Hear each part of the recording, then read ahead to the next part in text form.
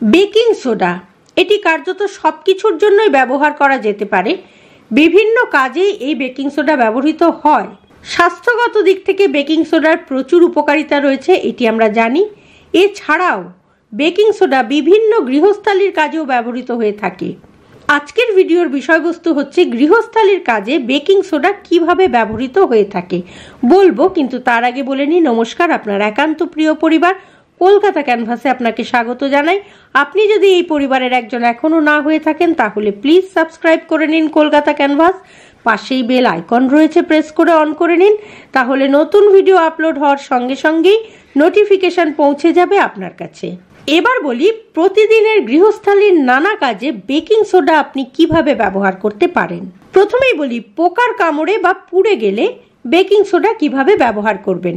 Baking সোডার সঙ্গে জল দিয়ে ঘন করে একটি মিশ্রণ তৈরি করতে হবে। সেটিকে আক্রান্ত স্থানে লাগিয়ে অপেক্ষা করতে হবে শুকিয়ে যাওয়া পর্যন্ত। শুকিয়ে গেলে হালকা গরম জলে ধুয়ে ফেলতে হবে, তাহলেই দেখবেন আপনার ওই আক্রান্ত স্থানটি অনেকটাই আরাম পাবে। এ তো গেল শরীরের দিক থেকে আমাদের পোকামাকড়ের কামড় খেলে কিভাবে উপকার করে বেকিং সোডা। এবার বলি ফল ও সবজি পরিষ্কারে বেকিং সোডা কিভাবে ব্যবহার করব। বেশি গভীরতার একটি বোলে বেশি করে জল নিয়ে তাতে 2 থেকে 3 টেবিল চামচ বেকিং সোডা মিশিয়ে ফল বা সবজিগুলো বেশ কিছুক্ষণ রেখে পরে ভালো করে ধুয়ে নিলে দেখবেন ভালো পরিষ্কার হয়েছে। শুধু তাই নয়, বিষাক্ততাও দূর হয়ে যায় কিন্তু বেকিং সোডায়। সুতরাং ফল ও সবজি এই ধরনের বিষয়গুলোকে পরিষ্কার করার জন্য অবশ্যই আপনি বেকিং সোডা ইউজ করতে পারেন। এবার বলি ওয়াশিং মেশিনের কথা। প্রত্যেকের ঘরেই ওয়াশিং মেশিন রয়েছে এবং সেই ওয়াশিং মেশিন পরিষ্কারে বেকিং সোডা আপনাকে কিভাবে সাহায্য করবে। বেশ কয়েকবার ব্যবহারের ফলে ওয়াশিং মেশিনের ভেতরে ময়লা জমে যায়। হাফ কাপ বেকিং সোডা দিয়ে খালি ওয়াশিং মেশিন কিছুক্ষণ রিন্স মুডে চালিয়ে রাখলে মেশিন ঝকঝকে হয়ে যাবে। সুতরাং কোনো রকম সমস্যা না করে, কোনো রকম পরিশ্রম না করে খুব সহজেই ওয়াশিং মেশিন পরিষ্কার করতে পারেন বেকিং সোডা দিয়ে। অনেক সময় দেখবেন বাড়ির ড্রেনগুলো আটকে যায়, মুখটা আটকে যায়। এই আটকে যাওয়া ড্রেন খোলার জন্য বেকিং সোডা অনবদ্য ভূমিকা পালন করে। বেসিন বা কোনো পাইপে ময়লা জমে প্রায় আটকেই যায়, তখন 1 কাপ বেকিং সোডা ও 1 কাপ সিরকা একসঙ্গে মিশিয়ে বন্ধ হয়ে যাওয়া ড্রেনে ঢেলে দিয়ে 10 মিনিট অপেক্ষা করুন।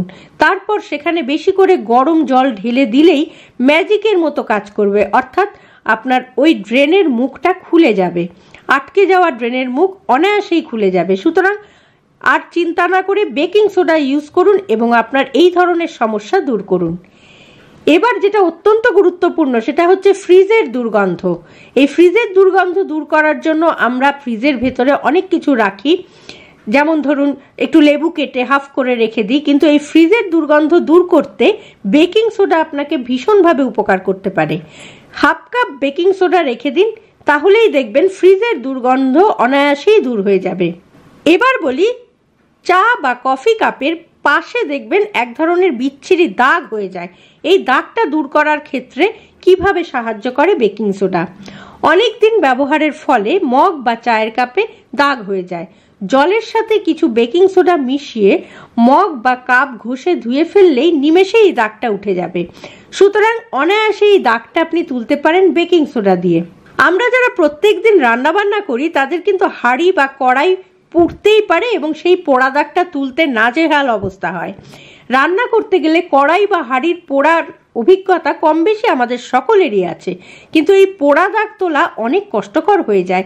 সিরকার সাথে বেকিং সোডা মিশিয়ে সেই মিশ্রণ হাঁড়ি বা কড়াইয়ে বেশ কিছুক্ষণ লাগিয়ে দিলে বা খুব বেশি পোড়া হলে সারা রাত ভিজিয়ে রেখে যদি একটু হালকা করে ঘষে তুলে দিতে পারেন, তাহলেই দেখবেন পরিষ্কার হয়ে গেছে আপনার হাঁড়ি এবং কড়াই যাই বলুন না কেন।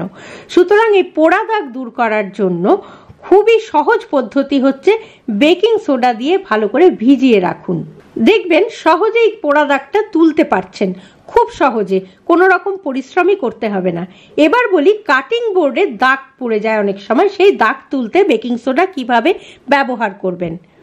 কিছুদিন ব্যবহার করলেই ফল ও সবজি কাটার কাটিং বোর্ডে দাগ পড়ে যায়। সেক্ষেত্রে 1 টেবিল চামচ বেকিং সোডা, 1 টেবিল চামচ নুন এবং 1 টেবিল চামচ জল দিয়ে মিশ্রণ তৈরি করে কাটিং বোর্ড ভালো করে ঘষে ধুয়ে ফেলুন। দেখবেন সাথে সাথে দাগটা উঠে যাচ্ছে। এবার বলি চুলের ব্রাশ বা চিরুনি যাই বলুন না কেন সেটিকে জীবাণুমুক্ত করতে কিভাবে বেকিং সোডা ইউজ করবেন।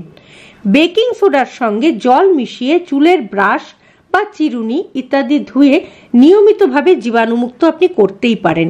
অর্থাৎ জলের মধ্যে আপনি 1 মগ জল নিলেন, তার মধ্যে একটু বেকিং সোডা মিশিয়ে চিরুনি বা চুলের ব্রাশটাকে ভিজিয়ে তারপর ভালো করে ধুয়ে নেবেন, তাতে দেখবেন জীবাণুমুক্ত হয়ে যাবে।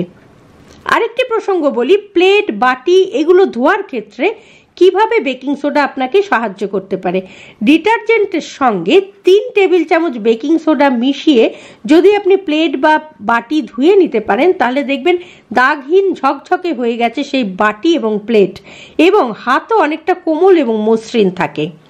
সুতরাং এটা করে আপনি দেখতেই পারেন। অনেক সময় হয় কি, রান্না করতে গেলে হাতে একটা দুর্গন্ধ হয়, মাছ বা মাংস কাটার পর হাতে একটা বাজে গন্ধ হয়, যেটা সহজে দূর হতে চায় না। বেকিং সোডা কিন্তু এটি সহজেই দূর করতে পারে। কিভাবে একটু বলে দিই। বেকিং সোডা মিশ্রিত জল দিয়ে হাত ধুয়ে নিলে কিন্তু খুব তাড়াতাড়ি এই গন্ধটি চলে যায়। সুতরাং আজকের ভিডিও থেকে জানা গেল আমাদের গৃহস্থালির জীবনে প্রত্যেক দিনের নানা রকম সমস্যার সহজ সমাধান কিভাবে করতে পারে বেকিং সোডা। তাই আর দেরি না করে অবশ্যই বেকিং সোডাকে সঙ্গে রাখুন আর নিজের সমস্ত রকম খুঁটিনাটি সমস্যার সমাধান করে নিন। আজকের এই ভিডিওটি যদি ভালো লাগে লাইক করুন, শেয়ার করুন, কমেন্ট বক্সে অবশ্যই কমেন্ট দিন। আর আপনি যদি এই পরিবারের একজন এখনো না হয়ে থাকেন তাহলে এই ধরনের প্রত্যেক দিনের ছোট থেকে বড় নানা সমস্যার সমাধান খুঁজতে বা পেতে প্লিজ সাবস্ক্রাইব করুন কলকাতা ক্যানভাস। পাশেই বেল আইকন রয়েছে, প্রেস করে অন করে নিন, তাহলে নতুন ভিডিও আপলোড হওয়ার সঙ্গে সঙ্গেই নোটিফিকেশন পৌঁছে যাবে আপনার কাছে। ভালো থাকুন, সুস্থ থাকুন এবং নিজের জীবনটিকে সুন্দর করে তুলতে বেকিং সোডাকে অবশ্যই সঙ্গে রাখুন।